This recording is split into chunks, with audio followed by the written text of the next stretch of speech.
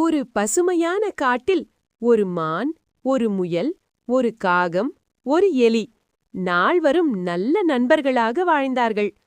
மான் வேகமாக ஓடும், முயல் எச்சரிக்கையுடன் இருக்கும், காகம் உயரத்திலிருந்து பார்த்து தகவல் சொல்வது, எலி சின்னதாக இருந்தாலும் புத்திசாலி. ஒரு நாள் காட்டில் வேட்டைக்காரன் வலை வைத்தான். அதை முதலில் காகம் பார்த்தது. எச்சரிக்கை என்று கூவி நண்பர்களை அழைத்தது. ஆனால் மான் கவனிக்காமல் ஓடி வலையில் சிக்கிக் கொண்டது. முயல் பயந்தது. ஆனால் எலி சொன்னது, நாம் சேர்ந்து முயற்சி செய்வோம்.